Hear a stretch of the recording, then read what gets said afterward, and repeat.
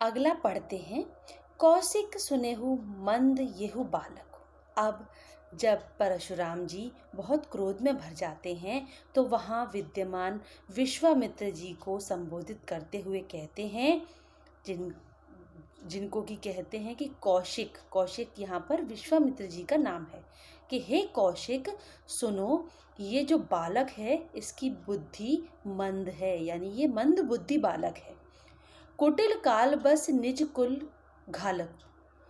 कुटिल यानी दुष्ट, काल बस यानी मृत्यु के वश में, और घालकु यानी घातक।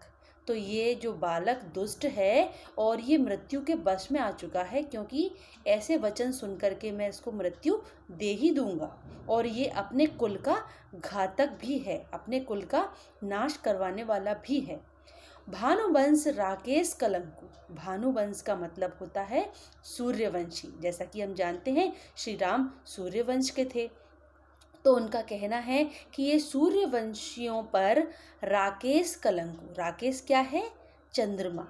और कलंक यानी जो चंद्रमा में कलंक होता है, जो चंद्रमा में धब्बा होता है, ये उसी प्रकार सूर्यवंशियों के वंश पर धब्बे के समान है। जिस प्रकार चंद्रमा में धब्बे होते हैं, उस प्रकार ये सूर्यवंशियों के ऊपर धब्बा है या कलंक है। निपट निरंकुश अबुध असंकु। ये निपट है यानी पूरी तरह निरंकुश, इसके ऊपर किसी का अंकुश नहीं है। अबुधु यानी ये नासमझ है, और असंकु यानी शंका रहित है, किसी भी इस तरह का ये बालक है। काल कलेवु काल कवलव काल कवलु होई छन माही। ये जो बालक है वो पल भर में ही काल का कलेवा बन जाएगा, यानी काल का ग्रास बन जाएगा। क्षण यानी क्षणों में। कहा पुकारी खोरी मोही नाही। खोरी का मतलब है दोष। तो मैं ये कह रहा हूँ कि अगर मैं इसको मृत्यु देता हूँ तो कोई मुझे दोष न दे। तुम हट कहू चो चाहू उबारा। अगर हट कहू का मतलब है रोको, तुम इसे रोको, वरना जो चहू उबारा, यानी जो इसे बचाना चाहता है वो इसे रोक ले। कही प्रताप बलु रोसु हमारा। इसको मेरे प्रताप का या मेरे बल का या मेरे क्रोध का इसको भान कराओ, या इसे ज्ञान कराओ कि मेरे जो क्रोध है उससे क्या क्या क्षति पहुंच सकती है। ये चीज़ इस बालक को आप बताइए। लखन कहेऊ मुनि जसहु तुम्हारा।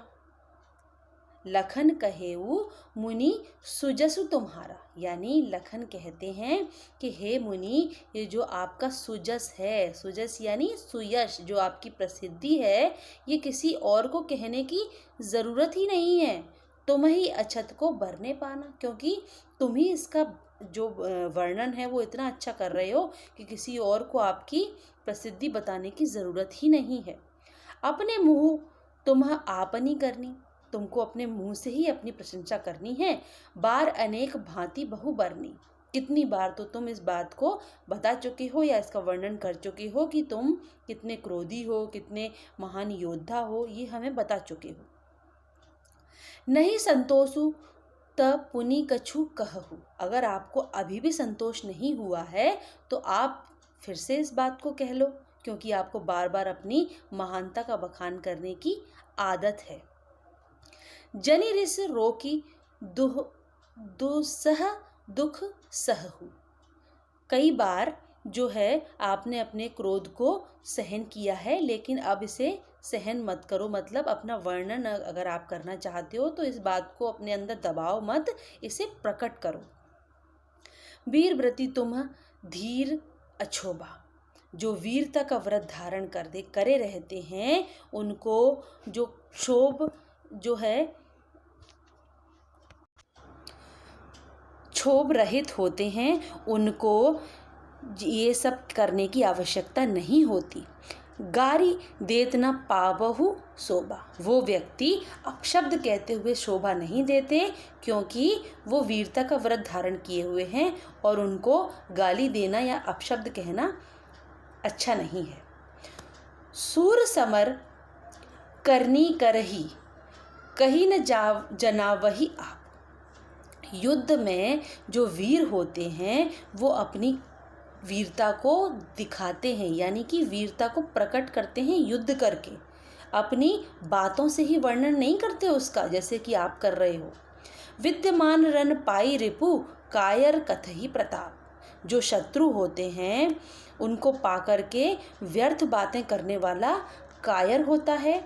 शत्रु को तो वीरता दिखाकर ही अपने जो वीरता की बात करने वाले को वो वीरता प्रकट करके ही बता सकते हैं। सिर्फ बातों से कोई यहाँ फ़ायदा नहीं है। रणभूमि में आप अपनी वीरता दिखाइए, ये जो व्यर्थ के डींगे मारना है वो बंद कर दीजिए।